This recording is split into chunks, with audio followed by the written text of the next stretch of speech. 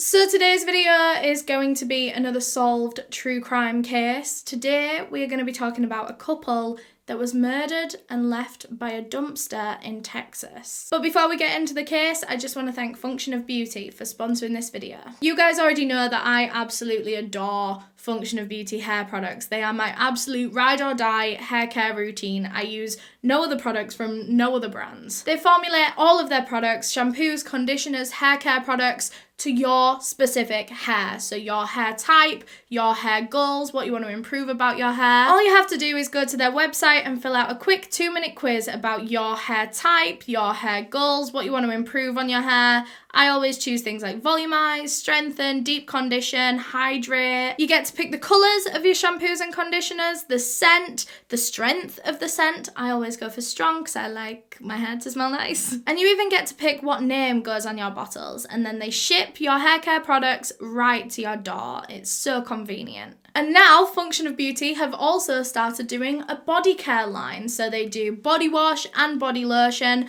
Again, all formulated to your skin type. You get to customize the scents and the colours just like you do with the hair care. I love Function of Beauty's body care just as much as I love their hair care. I love being able to match my scents. So I have the same scent shampoo and conditioner as I do body wash. I think it's really oddly satisfying. Function of Beauty have no toxins, no parabens, no sulfates, no GMOs. They are 100% vegan and cruelty-free.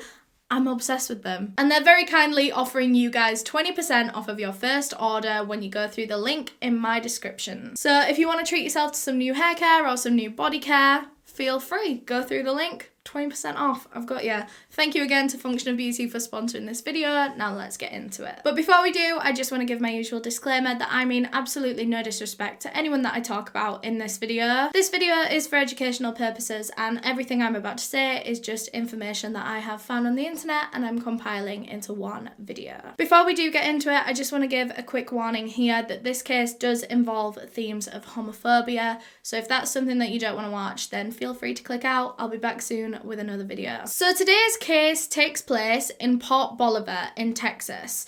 Now, I'm not very knowledgeable of Texan geography, so forgive me if I get some of this wrong, but Port Bolivar was located right on the end of Bolivar Peninsula, which is on the coast of Texas in Galveston County. Port Bolivar was surrounded by water, pretty much, apart from where it connected to the rest of Texas. And it was a very sandy area, although it wasn't exactly scenic. On this particular corner of Port Bolivar, there wasn't really much around. There was a Fisherman's Cove convenience store and an abandoned hotel with all the windows barred up, and that was about it. On the rest of the port, there were shops and, restaurants, things like that, but on this specific little bottom corner, not much was going on. Around 7:30 a.m. on March 7th, 2014, a man was out delivering beer to that Fisherman's Cove convenience store on Port Bolivar. He took his first lot of stock into the store, emptied it all out of the cardboard boxes, and then walked around the back of the store to go and put the boxes in the dumpster outside when he stumbled across a very gruesome scene. Just behind the dumpster, right by the abandoned hotel, laid what he believed to be, at the time, 2 very dishevelled looking mannequins. Anyway, he put his boxes in the dumpster and then went back to his van, got the rest of the stock out and went into the convenience store to load the rest of his stock. And when he was in there, he asked the store clerk about those 2 mannequins that he found by the bin. And this store clerk didn't know anything about any mannequins, and she didn't know why they could possibly be there. And so the 2 of them decided to go outside to have a look. And that was when they realised that these 2 mannequins weren't actually mannequins at all. They were 2 deceased human corpses, 2 female corpses. The 2 bodies had their legs all tangled up in each other, and they'd quite clearly been dumped there. The way that they were laid was not a natural way that you might die. I mean, it was clear that their deaths weren't natural anyway, but it was very clear that they had been placed there when they were already dead due to how their bodies were laid. On one of the victims' bodies, there was a rather large, very clear wound on the side of their head, and later in autopsy, this was confirmed to be a gunshot wound. The other victim, however, had a sheet wrapped around their head. so it wasn't immediately clear what this person's cause of death was. That would have to be found in the autopsy later on. But something important to note about this crime scene was that, weirdly, there was no blood anywhere. There was no blood pooling, no blood spatter, no nothing. So this only added to the theory that these two people, these two victims, had been murdered elsewhere and their bodies transported to this area where they were eventually found. So police were called to the scene, and one of the first things they did was take that bed sheet off of the victim's head. And when they did, they realised that this woman had been attacked a lot more savagely than the other victim. They couldn't tell too much from just looking at the body. Of course, it was going to have to be taken for autopsy to determine exactly what had happened. However, it seemed as though, well, it was very clear that the cause of death had been bludgeoning. This victim's head was severely beaten. Beaten so badly, in fact, that her skull had been split open and her brain was spilling out. So police began looking for clues at the crime scene before it, of course, had to be cleaned up. And one of the first things that they found was a piece of mail. I couldn't find exactly what this piece of mail was. I don't think it was anything special or important to the investigation. However, what was interesting about this was that on the letter, on the envelope of this letter, there was a name and an address. It was addressed to a Miss Britney L. Cosby on Houcher Street in Houston, Texas. So could this have been one of the victims? Could this have been the killer? Another piece of evidence that police found at the scene was a panel of wood with some blood spatter on it. Now, it wasn't enough blood spatter for them to consider it a murder weapon, but it was evidence all the same. It was obviously a part of this attack somehow. Other than that, there wasn't much else at the crime scene. These two victims didn't have any ID on them, no belongings, there were no murder weapons or anything else surrounding the area, and so when police thought they got all they could from the crime scene, the bodies were taken for autopsy. Meanwhile, police decided to follow the only lead they really had at the moment, and that was the name and address on that envelope. And this envelope actually had blood spattering on it, and this blood spatter was later matched to one of the victims. So how had this envelope become a part of the crime scene? How had it ended up next to these victims that had obviously been dumped there by their killer? So why was there a letter there? Like I said, the name and the address on the envelope was Britney L. Cosby at Houcher Street in Houston, Texas.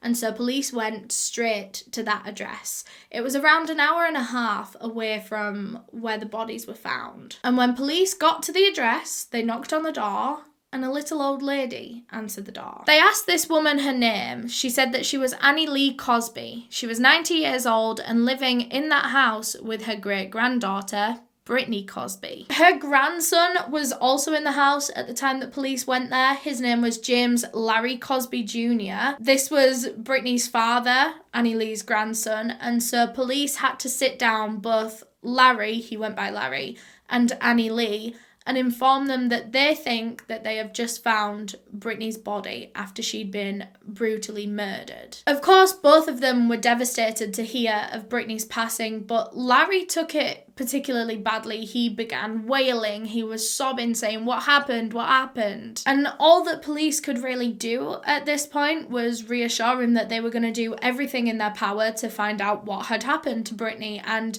get her some justice. Britney Cosby was 24 years old, born in Houston, Texas, and raised by her great-grandmother Annie Lee after her mother and father split when she was still just a baby. Her father, Larry Cosby, was currently living with her and her great-grandmother Annie Lee because it was her grandson. He'd been out of town for a long while and he'd recently come back and had nowhere to go, so he'd moved in with Annie Lee and Britney for the time being. He'd only really come back into Britney's life a few years prior to this incident happening. Britney was a relatively quiet person. She wasn't shy, she minded her own business. She was one to kind of keep her circle small. She was very to herself. Everyone that knew Britney and her father Larry said that she was the absolute double of her father. She looked exactly like him. She was like him in girl version. In high school, Britney went through a little bit of a rough patch, as a lot of teenagers often do. They get in with the wrong circles. They start doing stuff that isn't really them, stuff that they don't really want to do, but they're just so caught up in it. Britney actually committed a robbery with these friends, this circle that she'd gotten into, and when she got caught for that robbery, she kind of snapped back into her brain and thought, this isn't me, this isn't the kind of stuff I want to do. And after that moment, Britney went and got a job so that she could repay all of the money that she owed from that robbery. She let go of those friends, she completely cut them off, made a new friend group, and that was when she adopted this kind of small circle approach to her social life. She realized that that old scene wasn't her at all, and she wasn't like that. She was a good person. When she was in her late teens, Britney got a job at Starbucks. She was taking on a lot of courses and classes to be able to look after her great-grandmother, Annie Lee, because Annie Lee was getting older, she had a lot of health requirements, and Britney wanted to be the one to look after her. Anyway, as police were at the house and they were informing her family of what they'd found, they actually told them that Britney hadn't been the only victim. Her body was found alongside another female victim that seemed around her age. And so they asked her family if they knew who this other female victim could possibly be. And that was when they learned that Britney had a girlfriend named Crystal, who was the exact same age as her, and she spent a lot of time with her, so the likelihood was that it was her girlfriend, Crystal. Crystal Jackson was also 24 years old, also from Houston, Texas. She'd been in a relationship with Britney for the last 2 years, and she had a 5-year-old daughter to a previous relationship named Zanaya. Britney and Crystal had met one day 2 years prior to this on a bus in Houston.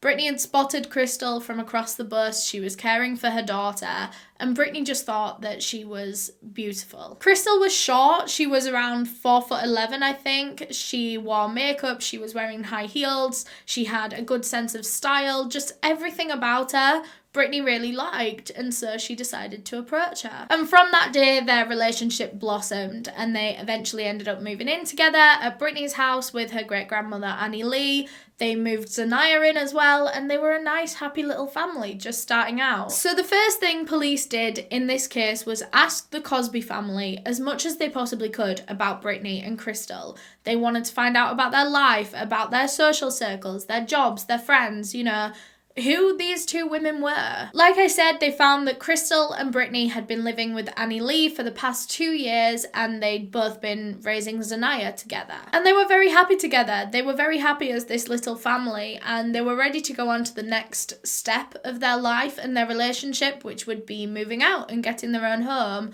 However, at this point, they didn't quite have the funds, and so they were staying with Annie Lee just to kind of save enough money to put down a deposit on a house. They both worked full-time jobs, and between caring for Annie Lee and caring for Zanaya, the two of them had a lot on their plate, and they had very set routines that they were very used to. The couple had recently purchased a new car together. Well, it wasn't new, but it was new to them. It was a Kia Sorento SUV, and at the point when the bodies were found, the car was missing. So that was going to be one of the important parts of this investigation, was locating that SUV. And police learnt from the family that the two women were very proud of this. This was something that they'd been saving up for a long time. They'd wanted a car, a big car, for a long time, and they finally got it. So the next thing police did in this investigation was locate and speak to Crystal's parents, Reverend Ivan and Mary Jackson, and inform them of their daughter's passing. And of course, they were equally as devastated and also confused. Their daughter was such a good person. Crystal was always so well behaved. She stayed out of trouble. How could this have happened to her? Who would have wanted to do this to her? Crystal's parents described Crystal and Britney as two peas in a pod, and they knew that they were so happy together. However, it had taken them a while to accept their daughter's sexuality. Her father, like I said, was a reverend, and he was very strict in his religious beliefs, and he believed that same-sex relationships were sinful, and he didn't want to accept the fact that his daughter was in a same-sex relationship with another woman. He didn't want the news of Crystal's new relationship getting out into the community because he felt that if it did, this would bring shame on him and his practices. The first person to know of Crystal and Britney's relationship in Crystal's family was her half-sister, and she was a lot more accepting, a lot more understanding of her new relationship, and she was the one that helped her slowly, gradually introduce Britney to the family over a period of time that meant her family kind of warmed up to this new relationship and her new girlfriend. And by the time of the murders, I think her parents had almost fully accepted it. I still don't think they were very happy with their daughter's sexuality, but I think they'd kind of gotten to a point where they understood that their daughter was happy and there was nothing that they could do, so they might as well just get on with it. The last time that the Jacksons had seen their daughter and Britney and their granddaughter Zanaya was just a few days before the murder, when Crystal and Britney had bought their new car, this Kia Sorento. They came to pick Zanaya up from Crystal's parents' house, and Crystal was begging her parents to come out and see this new car. She was so proud of it. She'd saved up all of her money, and so had Britney, and they'd finally bought this first part of their kind of family life, you know? But her father refused to go out and look at this car. He was, in his words, too stubborn to even get out of his chair. He'd advised Crystal in the first place not to even buy that car. He said she could have got a better one for a better price. So he was essentially just making a point by staying in his chair. He didn't want to go see the car. But little did he know that that would be the last time he would ever see his daughter, would have been her driving away in that car. And he says that he regrets not going out to wave her off. He just stayed in his chair. He said, "I love you." And she said, "I love you too, Dad." And then she left the house. And of course, he never saw her again. The next day, Crystal's mother, Mary, tried to call her. A few times, actually. And she wasn't answering her phone. And normally this wouldn't worry Mary Jackson too much because Crystal's a busy girl. She's got work. She's got her daughter. She's got her girlfriend's great-grandmother to look after, you know. She doesn't always answer her phone. However, what was concerning to her mother was the fact that Zanaya hadn't been to school that day. Mary Jackson actually worked at Zanaya's school, so when she went to work that day, she noticed that Zanaya hadn't been in. So not only was her daughter not answering her phone all day, none of her texts, none of her calls, but also her daughter hadn't been taken to school. So already it seemed as though something was wrong. But of course, maybe she was just busy. Maybe her and Zanaya were both out somewhere and they were busy. So Crystal's mother just kept trying her phone periodically all day just to give her some space, but also try and keep in contact with her. But still, Crystal wasn't answering her phone. And so Mary spoke to Crystal's father, Ivan, about it, and he said that he felt as though something wasn't right. He just had that gut feeling. So the two of them decided to drive to where Crystal was staying with Britney and Annie Lee. And when they got there, Annie Lee Cosby was there, Zanaya was there, but Crystal and Britney weren't home. Annie Lee said that she didn't know where the two of them were, but I mean, they were two 24-year-old women. They had jobs, they had lives, they were in a relationship, so they might have even been on a date night. Who knows, you know? They were old enough to make their own decisions. They were old enough to go out and not tell anyone where they were. So people were a bit concerned, but at the same time, you do just have to kind of trust people. But as the next morning rolled around, Mary Jackson still kept calling her daughter all day, all night, but she still couldn't get a hold of her. And by this point, the next morning, all these worst-case scenarios were circling through Mary Jackson's head. What if something had happened to Crystal? What if she was hurt or in trouble? And so Mary began calling round all the police stations and all the hospitals in that area, just in case Crystal had been arrested, in case she'd, been in an accident or something. But none of them had any record of Crystal being in at any time. And so her mother's mind then went to the absolute worst case scenario. She got so desperate that she called the local morgue and asked if there was any sign of her daughter there. And so the morgue checked their records, but Crystal hadn't been taken in. Her body hadn't been taken in. And so this gave the Jackson family a little bit of hope that Crystal was still out there and she was still alive, but they just didn't know what she was doing. However, just the next day, police knocked on the Jacksons' door and informed them that they'd found their daughter's body. she'd been murdered alongside her girlfriend, Britney Cosby. So now police had finished speaking with both families, and so they got in touch with the pathologist that was carrying out the autopsy, identifying the bodies, and sure enough, the pathologist had confirmed that these were Crystal Jackson's and Britney Cosby's bodies. Crystal, like I said, had been killed with one singular gunshot wound to her left temple, and this had killed her instantly. She'd been shot execution style. Britney, on the other hand, seemed to have been the main focus of the attack. Her cause of death was confirmed to have been bludgeoning, which happened repeatedly. She was beaten repeatedly around the head. However, it was just the first hit that killed her instantly, and the rest of them were done after she was already dead. The first blow broke Britney's neck, which of course killed her, and then her attacker kept going. One of these following hits actually fractured her skull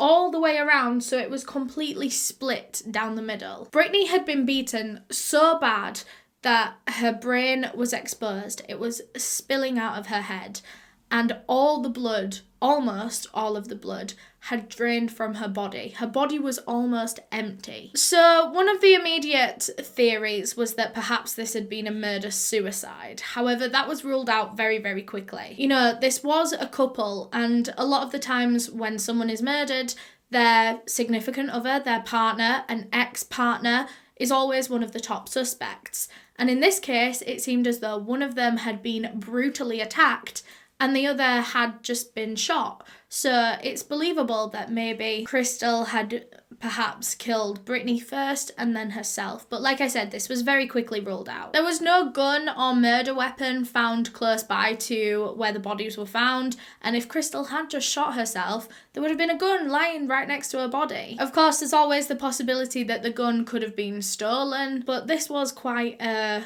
out-of-the-way area of Port Bolivar. It was right by the ocean, you know.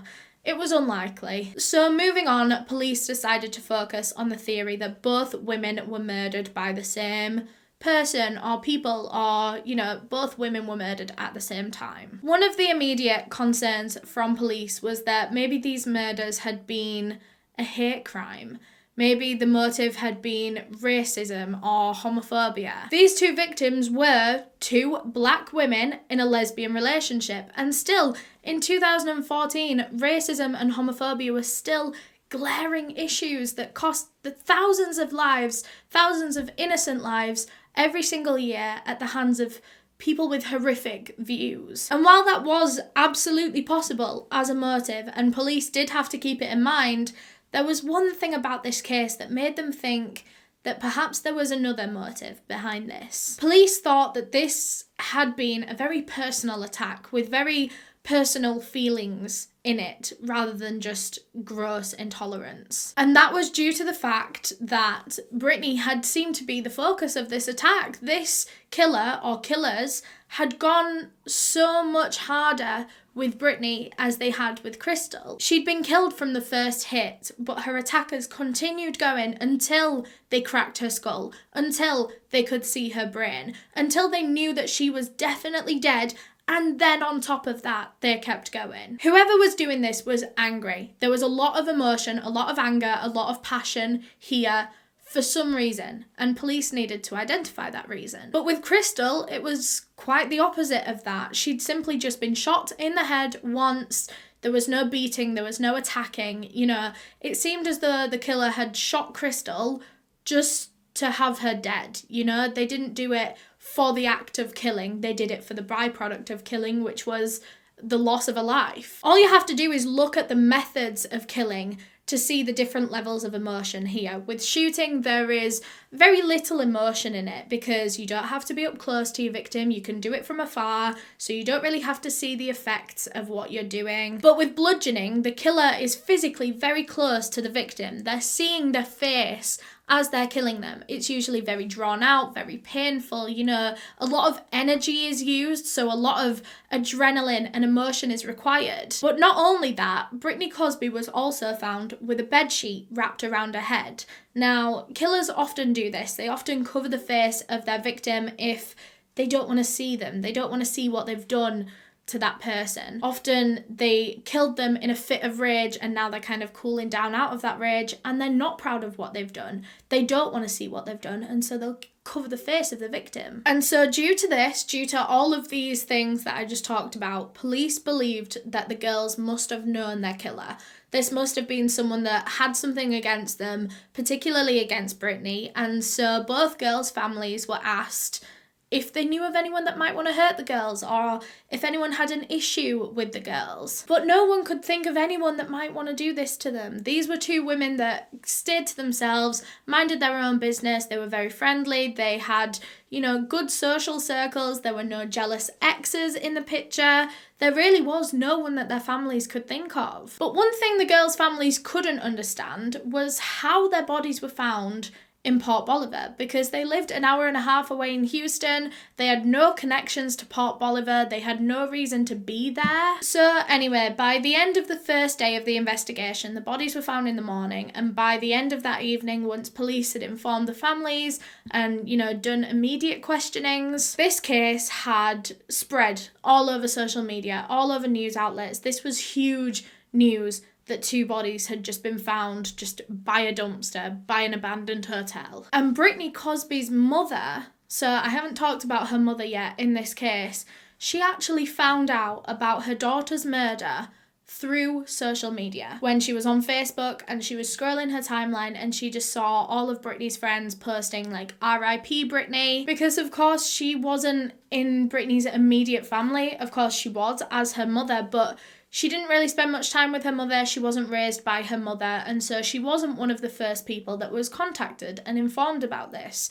So imagine learning about your daughter's murder on Facebook. Meanwhile, police were questioning absolutely everyone that they could to try to get any immediate leads to go off. So they were questioning people in that area of Port Bolivar that might have possibly seen something. They were questioning everyone that knew the girls, their friends, their family, work colleagues. They were desperate to find any lead that they possibly could to, begin expanding on in this investigation, but it was really hard. No one had any information to police. This double murder seemed as though it had really come out of nowhere. A few days into the investigation, police got their first piece of evidence, maybe not a lead, but a piece of evidence, piece of information, when a man in Houston was walking his dog along a dirt track and he found a missing wallet. He sent this wallet to the police station, just missing wallet, find its owner. But it wasn't until police at that station received this wallet and they began looking through it for identification to return it to its owner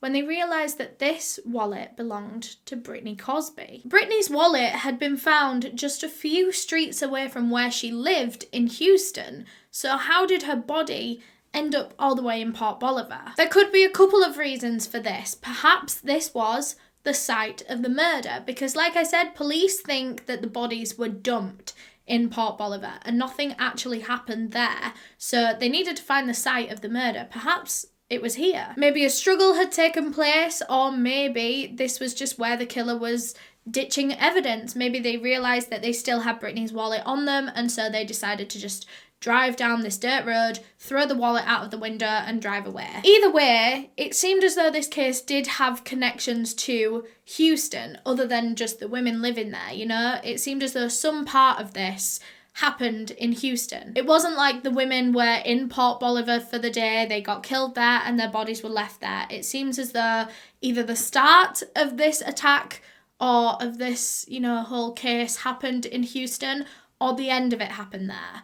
So either the women were picked up from there or killed there, or their killer lives there. That was the most confusing way I could have tried to explain that, but this just helped police rule out the fact that maybe the women were in Port Bolivar, maybe they were killed there, maybe they were dumped there. Something happened in Houston. I mean, this piece of evidence didn't bring them any closer to finding a suspect or, solving this case at all. It was just useful information to know. So the next logical step for police in this investigation was to gather as much CCTV footage as they possibly could between Houston and Port Bolivar. This would help them to kind of establish a timeline of events, maybe try to trace the girl's car, the SUV that was missing, or, possibly even see their killer or even their murder happen on tape. However, this was going to take a lot of time because police had to collect different footage from different places at different times, and this was going to take a long time. One of the first places police wanted to get the footage from was a liquor store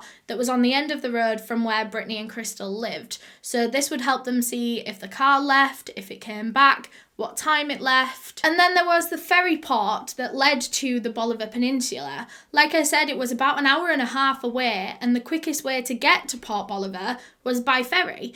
So it just made sense that if the killer was quickly trying to ditch some bodies and then get back to their normal life and pretend this murder hadn't happened, they would probably take the ferry, so their car might be seen on security footage at the ferry port. So in the meantime, as police were waiting to get all of this security footage back, they decided to question the people closest to the girls once again, and that included Britney's father, Larry, who actually lived with her at the time of her murder. They questioned Annie Lee Cosby as well, but she was in her 90s, she wasn't that much help. However, Larry was in the house on the morning that the girls were last seen, so they thought that maybe he could help them, piece together a timeline of events. So police asked him to run through everything that happened that morning, the last time that he saw the girls, and he said everything was as normal on the morning of their murders. The two of them got ready for work, as they always did, and they left. However, that just wasn't true. Every morning, Britney and Crystal took Crystal's daughter Zanaya with them on their way to work. They would drop her off at school. However, this morning, on the morning of their murder, they obviously hadn't, so everything wasn't as normal. It can't have been a normal morning. Detectives kind of pulled him up on it, and they were like, well, but we know it wasn't a normal morning because Zanaya wasn't with them. And Larry was like, oh, I'm sorry, my memory must just be hazy. It had been a while. He was going through a lot of trauma, grieving his daughter. And so police kind of understood that. And they told him to just get in contact if he remembered anything else. They didn't focus on that too much. That wasn't suspicious to them at this point. Anyway, within a couple of days of reaching out to these different places for the CCTV footage, they finally got it all back. And so they started watching all of it in order to try to piece together a timeline of events. They started with the CCTV at the liquor store close to the couple's house, and sure enough, you see their car leaving that morning. It later arrives back at the house and then leaves once again later that night. And then the next time the car is seen after that piece of CCTV footage was around 9:20 p.m. at the ferry dock on the way to Port Bolivar. What seems to be the women's Kia Sorento SUV arrives at the ferry dock and is greeted by security. The security worker was Mr. Ingram. He was informing the driver of the SUV that one of the headlights was out. CCTV captures the driver of the SUV getting out of the car to take a look, and this driver seemed to be a man. The footage was at a distance and it was very blurry, but this seemed to be a very tall figure, taller than either of the women.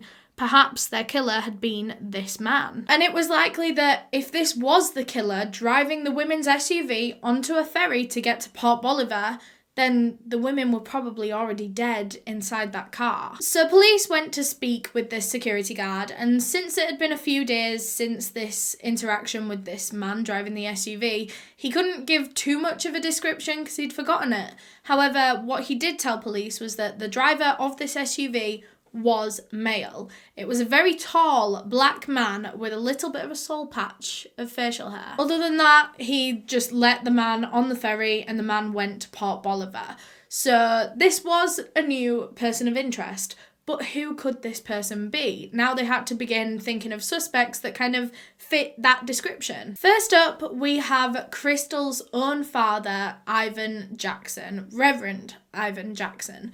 This was a man that didn't accept his daughter's sexuality, didn't accept his daughter's new relationship, and held resentment for her girlfriend, Britney Cosby. Now, this did make sense because Britney was the one that was more brutally attacked in this. It seemed as though this attack was mainly focused on Britney, and maybe Ivan Jackson felt as though Britney was the one that made his daughter gay. In his eyes, his daughter had been straight up until she'd met Britney. She'd had boyfriends in the past, she had a daughter to a man, and so maybe Ivan Jackson felt as though this was Britney's fault. I hate even saying that because that's such an awful path of thinking, but in these kind of investigations, you need to put yourself in other people's headspaces and think how they could be thinking. You know? Reverend Ivan Jackson did always say that he didn't want Crystal and Britney's relationship, the news of their relationship, getting out into the community because it would bring shame on him and his practices. So perhaps he wanted to get rid of it, get rid of them. So there is a motive there. And what's even more concerning was that Reverend Ivan Jackson actually also owned a gun and had threatened to use it on Britney in the past. I couldn't find the story behind that, so I'm not sure how accurate that is. I mean, you really need to know the context around things like that to determine how serious they are, but, you know, to police, this was rather serious. So they went and seized Ivan's gun and tested it against the bullet that would have been used to kill Crystal Jackson, and it wasn't a match. Of course, there was always the possibility that Ivan may have found another gun and, you know, disposed of it, gotten rid of it by now. However, police were somewhat satisfied at this point to say that Ivan probably wasn't a suspect, or at least he wasn't as high of a suspect, and so they moved on to other potential people of interest. The next person of interest in this investigation was Crystal Jackson's ex-boyfriend, so Zanaya's father. And ex-partners are always top people of interest in things like this because something might have gone wrong, there might be jealousy, there might be outstanding arguments or financial situations or, you know, anything. There's so many possible motives there. He hadn't really seen Crystal or Zanaya since Zanaya was born. He didn't want anything to do with Zanaya, and Crystal was fine with that. She understood that. That was an agreement that they had. He didn't have to be in Zanaya's life, but Crystal wanted the child. But like I said, no one knew of any outstanding arguments or disagreements. You know, Crystal's family hadn't heard of anything. Regardless, this ex-boyfriend's DNA was tested against DNA that was found at the crime scene, and it wasn't a match, so he was ruled out of the top suspect list. Meanwhile, a candlelit vigil was being held in remembrance of Crystal Jackson and Britney Cosby, and all of their friends and family turned up to share stories, to grieve, to sing songs, to, you know, try to comfort each other and remember these two amazing girls. All of their closest family members gave speeches. Britney's father, Larry Cosby, let off a big bouquet of balloons following a speech from her mother. There were reporters that were filming this candlelight vigil for the news, and a lot of the girls' friends and family were telling these reporters how much their lives would never be the same again and how much this had affected everyone. So at this point in the investigation, police decided to look over all of their evidence that they had, because it had actually been quite a while. This was a few weeks in and they still had no major leads, no major suspects. So they were looking back over all of the evidence, and they particularly focused on that blood-stained letter, the one that was found at the crime scene, the one with Britney Cosby's name and address on that had helped them to identify the victims. The letter itself wasn't of much use, like the actual object, but police were thinking, how did this letter possibly get to where the girls' bodies were dumped, since it was clear that the girls had been killed elsewhere and their bodies left there?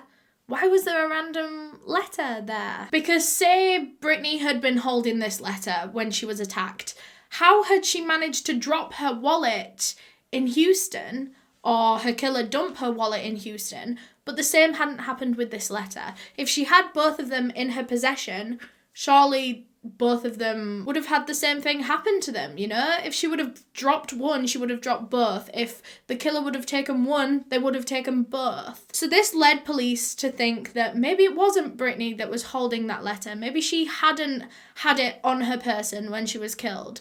Maybe her killer had brought it for some reason. So they decided to send this letter off for fingerprint testing, just in case it had any fingerprints on it that could identify a suspect. And there was a match. There was one perfectly preserved fingerprint on this whole letter, and that one fingerprint belonged to Larry Cosby. Britney's own father, Larry Cosby, that lived with her and Crystal. Police had never really suspected Larry before in this case.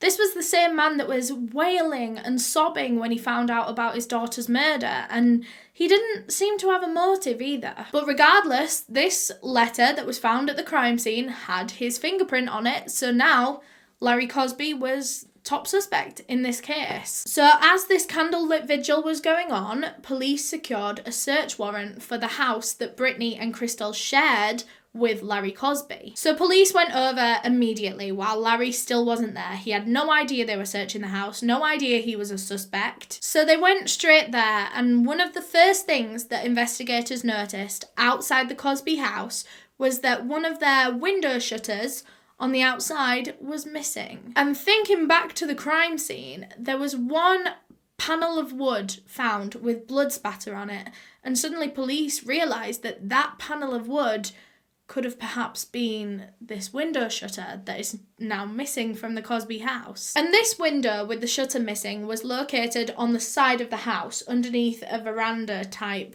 section. And underneath this veranda, there were a lot of spots of what seemed to be blood on the floor.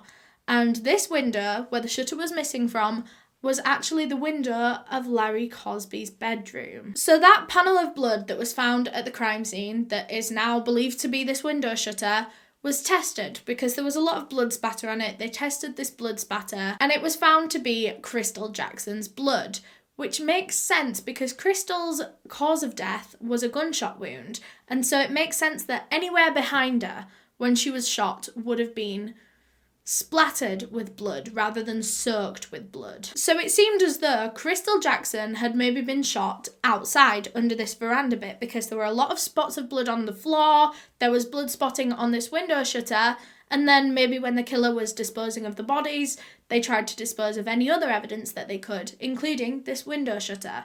Instead of just wiping it down, they decided to just take it off the wall and take it with them. But the real bulk of evidence at the Cosby home was all concentrated in Larry's bedroom.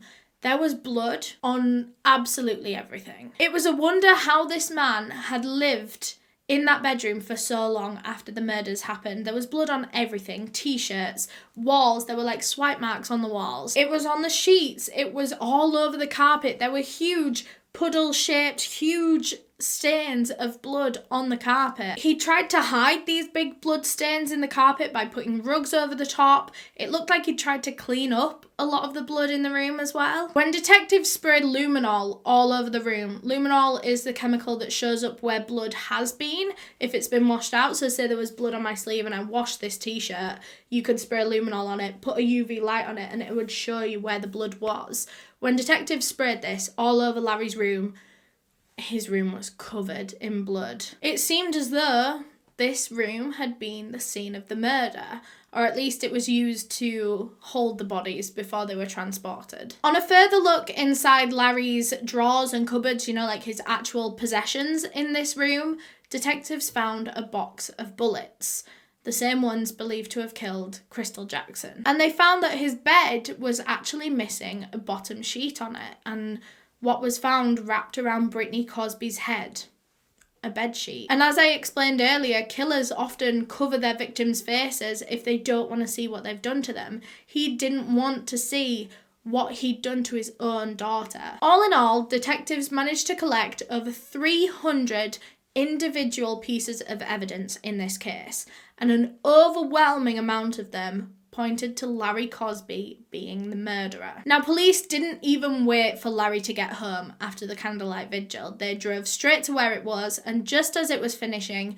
they arrested Larry Cosby on suspicion of the murder of his daughter, Britney Cosby, and her girlfriend, Crystal Jackson. So now that he was in custody, police seized Larry's phone, and they got in touch with his mobile phone company and asked them to trace where Larry's phone had been on the night of the murders. And sure enough, the network came back to police and said that it seemed that this phone had gone all the way to Port Bolivar and then back to Houston that day. The only thing that police didn't have and couldn't understand was that there was no motive for this killing that they knew of. There didn't seem to be any issues in this relationship. No one else in the family could say that there were any issues in their relationship. They never argued, really. The only thing police could think was that maybe this was an argument that had just gotten out of hand, but they never really argued, and these arguments that they did have on occasion never turned physical. So police began questioning Larry Cosby, and they're asking him what happened, and he's denying absolutely everything. He's saying, I want to know what's happened. That's what you guys are supposed to be doing, finding out what happened. It very quickly became apparent to police that this questioning wasn't going to be easy, and it wasn't going to go anywhere for a very long time. It was going to take them a long time to wear Larry down to the point where he would confess, because ideally that's what they want. They want a confession. So as all of this was going on, there were 2 officers in a small room questioning Larry Cosby, and the rest of the officers on that case decided to look up Larry's name in the database to see if he'd ever been in trouble before, if he had a criminal record, anything like that. And when they did, they realised that Larry Cosby had quite the criminal history. He'd previously served 12 years in prison for sexual assault and aggravated assault back in the 1990s. And then just a few years before the murders, Larry was sentenced to another 2 years for failing to register as a sex offender when he was released from prison. So this was a man that had been violent before, severely violent, so much so to the point that he landed himself over a decade in prison. And this is a man that also thinks he's above the law. He thinks that he doesn't have to sign up for the sex offenders register, even though it's court ordered. So anyway, the questioning was pressing on, and it was going on for hours. 5.5 hours they had Larry Cosby in that questioning room, and they were presenting all the evidence in front of him, saying, we know that you did this. Confess. They told him that they found his fingerprint on a letter at the crime scene an hour and a half away from where he lived. They told him that they found the window shutter from his bedroom window with Crystal's blood on it at the crime scene. They told him they'd searched the house and found all that blood, and they'd done luminol tests, and it had all come up in his bedroom, and they were asking him how the hell he could sleep and live in that bedroom knowing that his daughter and his daughter's girlfriend's blood was all around him and he was living in it. And Larry Cosby said he didn't even know it was like that. He didn't even know there was blood everywhere. Even though there were puddles on his floor that he'd tried to hide, it was all over his t-shirts, it was all over the walls. And one of the officers just said to him, well, you can't miss it. It's one of the first things you see as you go into that room, that there's blood on absolutely every item in there. But Larry was still denying everything, and police knew that they needed to approach this from a different angle, and so they tried to get an emotional reaction out of Larry Cosby, an emotional confession.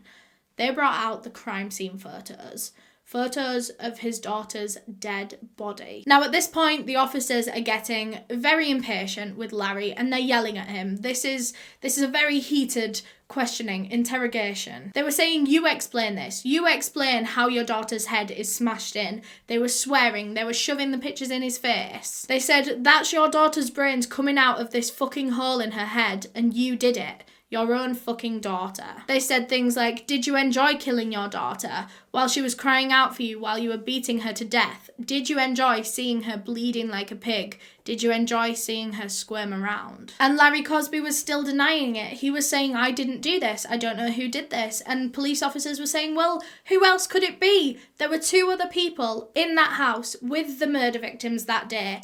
You and Annie Lee Cosby. And we know it's not Annie Lee Cosby because she's 90 years old. She's frail. She physically cannot kill 2 people the way that these 2 victims had been killed. Now at this point in the interrogation, Larry just fell silent and police gave him one more chance to confess to his crimes, and he didn't take it. But detectives knew that they couldn't let him go. They couldn't let this man go because they knew that he'd done this, that he'd committed these murders.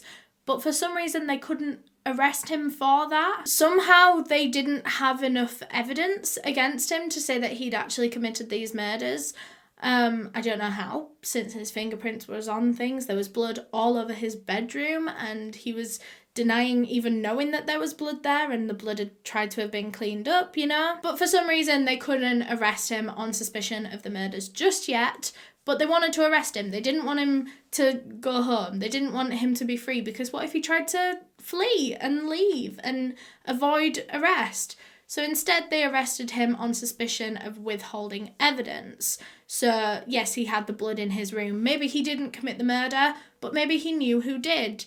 And maybe he wasn't telling police that there was blood in his room because he was trying to protect someone or something like that. Either way, this was literally just to get Larry Cosby in police custody. Police knew that he'd done this.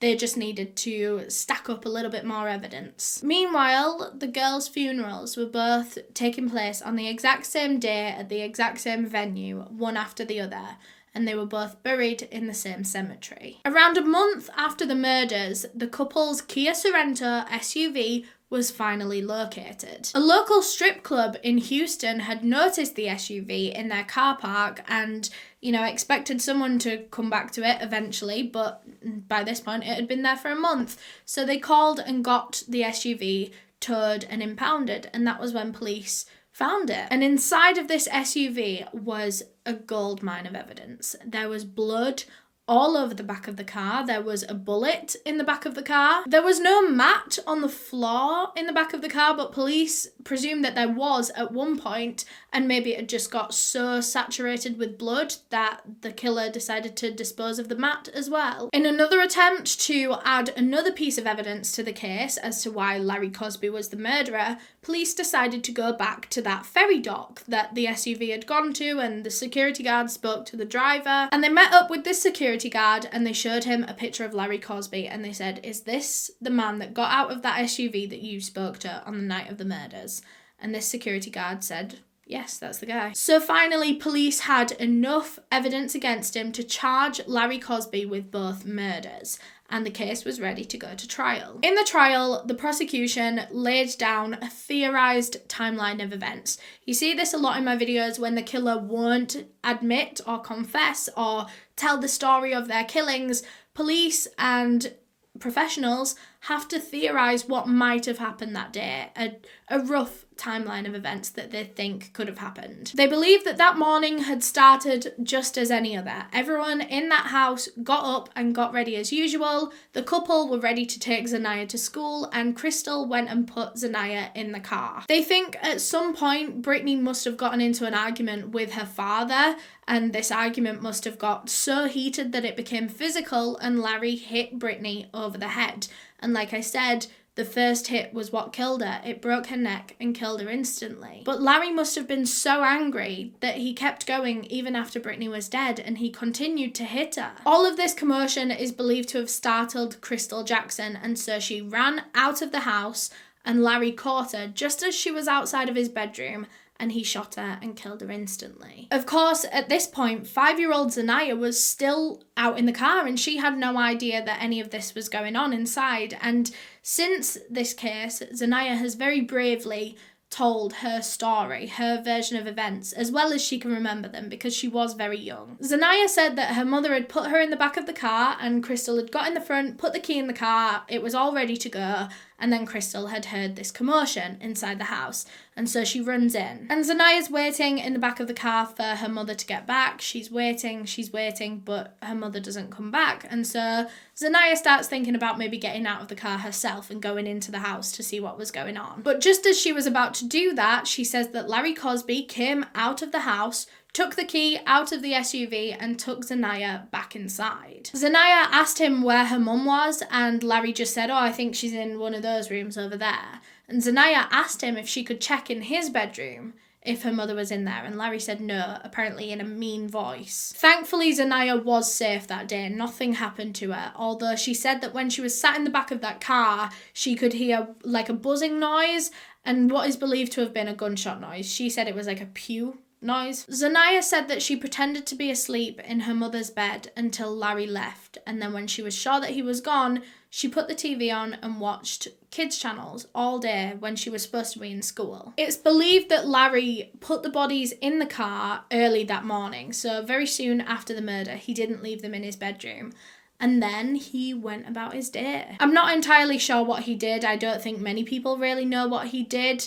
Some sources say that he kind of went out and pretended like nothing was happening. Other sources say that he spent the day cleaning up and, taking care of the aftermath of what he'd just done. Either way, around 8 p.m. that night, Larry Cosby drives the women's bodies in their own SUV to the ferry dock, gets on the ferry to Port Bolivar and dumps their bodies right by that dumpster by the abandoned hotel. He was home again in Houston just after midnight, and then he had to decide how he was going to get rid of this SUV. So he drove to a local strip club and parked up there. I don't even think he went in, but then he called his girlfriend and said, "Hey, I'm at the local strip club, can you come and pick me up?" And she did, and she took him back home. And that is how he ditched the car at the strip club. He'd left a lot of the evidence at the scene. I don't know whatever happened to the murder weapon. I don't think police ever found that out. But what was the motive? How had this happened? Why had this happened? The two of them, Larry and Britney, never got into arguments. So how had this gotten so far that it ended in him beating his own daughter to death and shooting her girlfriend? Well, some theories include a money motive. Annie Lee Cosby, the great-grandmother of Britney Cosby, the grandmother of Larry Cosby, was in her 90s. She was reaching the end of her life, and she had assets that when she died, she was going to leave to someone. It's believed that Larry had always been on Annie Lee's will. However, when he went to prison for the sexual assault, the aggravated assault, when he was in prison for a decade, Annie Lee decided to change her will and leave all of her assets to her great-granddaughter, Britney Cosby. And when Larry came back from prison, he learned that this had happened, that Annie Lee's will had changed, and he didn't like that at all. And he wanted to get rid of Britney so that he would be next in line to inherit all of that. Another motive in that kind of money motive umbrella was that Britney was doing well for herself. She was, she wasn't rich by any means, but she had more money than Larry Cosby did. And a lot of people think he was jealous of Britney. Her and her girlfriend had managed to save up for a new car.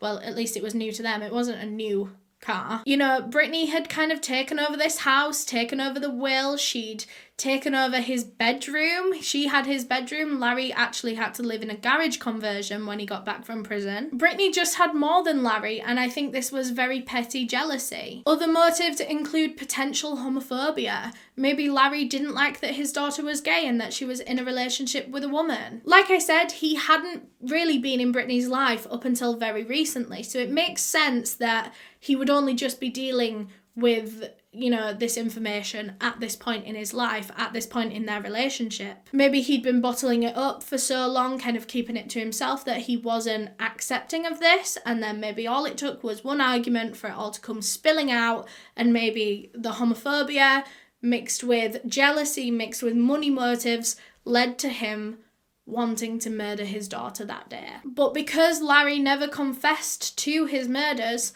we'll never know what his motive was. We'll never know what led to all of this going down on that morning. Maybe it was completely motiveless. So the jury went to deliberate, and they really didn't take long at all to come back and say that they think James Larry Cosby Jr. was guilty of the murders of his daughter, Britney Cosby, and Crystal Jackson. The judge sentenced him to life in prison, and that's where he still remains today. He's actually tried to appeal his sentence once, but I don't think there's been any movement with that, no luck so far. Zaniyah Jackson, like I said, was left physically unharmed that day, but I'm sure there was a lot of grief that had to take place. She was actually raised and is still currently being raised by Mary and Ivan Jackson, and she will now be in her preteens. But yeah, that is all I have on this case. Thank you so much for watching. Thank you so much for listening all the way through. If you enjoyed this video, make sure you leave a thumbs up on it because that really helps me out. Thanks again to Function of Beauty for sponsoring this video.